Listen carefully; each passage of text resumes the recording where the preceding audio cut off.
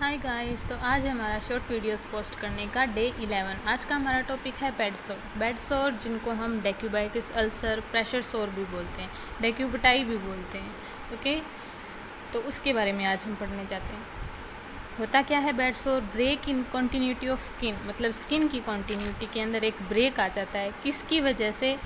Prolong time, मतलब same position maintain करने की वजह से स्किन की कॉन्टीन्यूटी के अंदर ब्रेक आ जाता है। प्रोन एरियाज़ कौन कौन से होते हैं? जो बोनी प्रोमिनेंट जो हमारा एरिया होता है वो मोस्ट प्रोन एरिया होता है, मतलब यहाँ पे ज़्यादा होते हैं। होता क्या है इसके अंदर हो जाता है decrease specific perfusion and pressure ulcer develop, मतलब कि जो टिश्यू का परफ्यूजन होता है वो जो है वो बहुत ही ज़्यादा कम हो जाता है, जिसकी वजह से प्रेशर अल्सर हमें हो जाते हैं। ठीक है, नेक्स्ट इसके बाद में बात आती है ग्रेड की। मतलब ऐसे जैसे टाइप्स होते हैं ना, तो ऐसे इसकी ग्रेड होती है। ग्रेड 1 में इतना सा होता है, ऐसे इसकी 5 ग्रेड होती है। फर्स्ट ग्रेड के अंदर क्या होता है? नॉन ब्लिंचेबल रिदमा होता है, मतलब ऐसे जैसे कोई हमें चिमटी काट देता है तो रेड रेड सा हो जाता है ना, मतलब उसके अंदर थोड़ा पेन होता है, तो ग्रेड 1 में पेन होता है।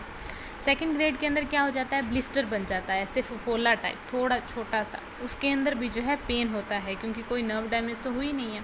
उसके बाद में ग्रेड 3 जो हमारी होती है उसके अंदर क्या होता है? उसके अंदर मसल थोड़ी थोड़ी विजिबल होने लग जाती है, मतलब कि मसल भी इन्वॉल्व हो जाती है उस प्रेशर सोर के अंदर, ग्रेड 3 के अंदर। उसके बाद में होता है ग्रेड 4। ग्रेड 4 के अंदर हमारी जो बोन है थोड़ी सी वो विजिबल होने लग जाती है। उसके बाद में आता है ग्रेड 5। ग्रेड 5 के अंदर जो है नेक्रोटिक टिश्यूज ऐसे स्कैल्प सी बन जाती है, मतलब ऐसे चमड़ी सी उतरने लगती है। तो पेन जो है वो पहली 2 स्टेज के अंदर ही हो रहा था, ग्रेड के अंदर हो रहा था। नेक्स्ट जो 3 ग्रेड है हमारी, इनके अंदर कोई पेन नहीं होता है, क्योंकि इनके अंदर नर्व ट्रैक डेड हो जाते हैं, इसलिए इसमें कोई पेन नहीं होता है, हमें कोई पेन की सेंसेशन नहीं होती है। उसके बाद में बात आती है प्रिवेंशन, या फिर हम अगर हो गया है तो उसको कैसे ठीक कर सकते हैं। पहले हम क्या करेंगे? सबसे पहले चेंज करते हैं पोजीशन को। जैसे कोई साइड में हो गया है तो जिस साइड में है उस साइड में तो हम 15 मिनट तक पेशेंट को लेटा के रखेंगे, और जो नॉन अफेक्टेड साइड है उसमें 2 आवर, मतलब ऐसे होता है हॉस्पिटल के सेटिंग के अंदर भी, हर 2 घंटे से पेशेंट की पोजीशन चेंज होती है। लेकिन अगर हो गया है तो 15 मिनट उस साइड रखना पड़ेगा, क्योंकि उस साइड भी हो जाएगा नहीं तो। उसके बाद में डाइट, हाई प्रोटीन डाइट देते हैं, विटामिन सी रिच फूड देते हैं उसको, जो कि उसकी वुंड हीलिंग के अंदर हेल्प करता है। नेक्स्ट जो है उसके ऊपर एक पेस्ट लगाई जाती है, वाटरप्रूफ जिंक ऑक्साइड की पेस्ट होती है। ठीक है, ये क्या मतलब ये मॉइस्चर वगैरह वहाँ पे नहीं रहने देती, उसके ऊपर लगा देते हैं तो ठीक हो जाता है। नेक्स्ट है एयर मैट्रेस और वाटर मैट्रेस का हम यूज़ करते हैं पेशेंट में, जिसकी वजह से मतलब वहाँ पे इतना ज़्यादा प्रेशर नहीं पड़ता है, तो जो प्रेशर हो रहा है उनको भी हील होने के अंदर हेल्प मिलती है। नेक्स्ट क्या बात आती है? नेक्स्ट बात आती है scale use to assess risk of bed sore, मतलब ऐसे जैसे अपगार स्कोर वगैरह होते हैं ना, हमारा जो GCS स्केल होता है, ऐसे ही यहाँ पे एक स्केल आता है जिसका नाम होता है ब्रैडन स्केल। तो यहाँ पे हमारा हो गया है स्केल जिसका नाम है ब्रैडन स्केल, जो कि बारबा ब्रैडन ने दिया था। अब एक साइंटिस्ट था बारबा ब्रैडन, उसने ये स्केल दिया था। अभी इससे आप जो है प्रेशर सोर की ग्रेड वगैरह जो है वो आप असेस कर लेना, कितना हुआ है, मतलब कितना ज़्यादा सीवियर हो गया है या किस टाइप का है। उसके बाद में बात आती है, जैसे अपगार स्कोर में हम APGAR करते हैं, वैसे ही इसके अंदर भी होता है। इसके अंदर मतलब इनको याद रखने की टेक्निक है, निमोनिक है, सनम मेरी फर्जी, तो S से इसके अंदर हो जाता है सेंसेशन, A से एक्टिविटी, ये मैंने लिख लिया है SANM, और M और फिर F, डबल M आ जाता है, M और F उसका।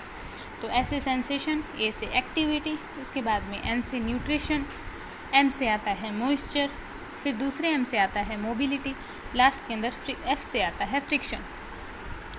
तो स्कोरिंग का मतलब इसके अंदर क्या पैटर्न होता है? इसके अंदर पर जो है हमारा, जैसे S है सेंसेशन है, तो इसकी 1 2 3 4 ग्रेड के अकॉर्डिंग हमारा हो गया। पहली ग्रेड के अंदर है तो 1, दूसरी के अंदर है तो 2, तीसरी के अंदर है तो 3, 4, चौथी के अंदर है तो 4, मतलब कि ऐसे हम डिवाइड करते हैं।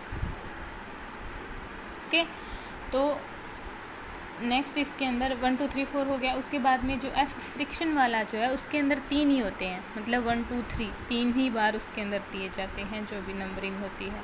उसमें 1 2 3 होता है, बाकी और सारों के अंदर 1 2 3 4 होता है। इसके अंदर मैक्सिमम जो होता है, मैक्सिमम इसका जो स्कोर आता है वो होता है 23 टोटल भी है, 23 मैक्सिमम भी है, और मिनिमम के इसके अंदर आ जाता है 6।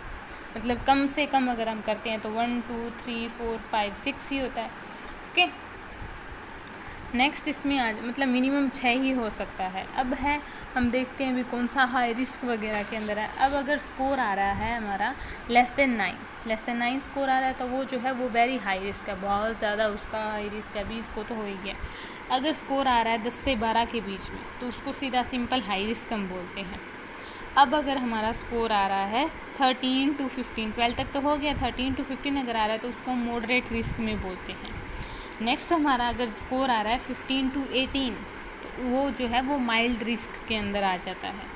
उसके बाद में अगर स्कोर आ रहा है 18 to 23 के बीच में तो उसके अंदर कोई रिस्क नहीं होता है, इसमें कोई रिस्क नहीं है, ये ठीक है बंदा। ओके, तो नेक्स्ट इसके अंदर बात जो आती है, तो ये हमारे हो गए हैं सारे के सारे कितने से, मतलब कितने के बीच में high risk, moderate risk, mild risk या फिर नो रिस्क का आता है। उसके बाद में बात आती है वुंड क्लीनिंग की।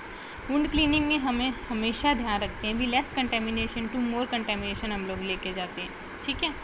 और बेड सोर की जो वुंड क्लीनिंग है वो आउटर टू इनर होती है, मतलब कि आउटर टू इनर, बाकी जितने भी वुंड होते हैं उनकी इनर टू आउटर होती है, लेकिन बेड सोर के अंदर एक्सेप्शनल केस है, इसके अंदर जो है हमारी क्लीनिंग वो आउटर टू इनर होती है। वुंड क्लीनिंग हमेशा होती है less contaminated to more contaminated area. Bed sore के अंदर जो क्लीनिंग है वो हमारी होती है आउटर टू इनर। ओके, उसके बाद में हम, तो यहाँ तक ये हमारा हो गया, इसमें वुंड क्लीनिंग का हो गया। अब हम एक बार हमारी जो पूरी की पूरी समरी है हम वो रिवाइज़ कर लेते हैं। ओके, समराइजेशन कर लेते हैं पूरा का पूरा टॉपिक एक बार रिवाइज़ कर लेते हैं हमने क्या पढ़ा है पूरे टॉपिक के अंदर। तो सबसे पहले हमने पढ़ा है बेड सोर, जिसको हमने बोल दिया है डेक्यूबाइटिस अल्सर भी बोला है, डेक्यूबटाई भी हम इसको बोलते हैं, प्रेशर सोर भी हम इसको बोलते हैं। इसमें हो जाता है ब्रेक इन कॉन्टीन्यूटी वगैरह। अब इसमें ग्रेड्स आती है, ग्रेड 1 2 3 और 4। जो 3rd 4th और 5th ग्रेड है उनके अंदर जो है पेन होता है, 1st और 2nd में पेन नहीं होता है। नेक्स्ट इसके अंदर में पोजीशन हम देते हैं, affected side 15 minute, non affected side 22 hours. उसके बाद में बात आती है डाइट की, प्रोटीन और विटामिन सी रिच डाइट देते हैं, वाटर प्रूफ जिंक वगैरह का उनका यूज़ करते हैं। स्केल में ब्रेडन स्केल होता है जो बारबरा ब्रेडन ने दिया है। उसके बाद में ब्रेडन स्केल के अंदर क्या क्या हम चेक करते हैं, sensitivity, activity, nutrition, moisture, mobility और फ्रिक्शन, ये देखते हैं। मैक्सिमम स्कोर जो इसका होता है 23 और ये टोटल होता है। मिनिमम स्कोर जो इसका होता है वो होता है 6 है। अब स्कोर के अकॉर्डिंग भी हम लोगों ने देख लिया भी इसमें क्या क्या होता है। नेक्स्ट लास्ट के अंदर हम लोगों ने देख लिया इसकी वुंड की क्लीनिंग कैसे करते हैं, बेड सोर की क्लीनिंग। So thank you.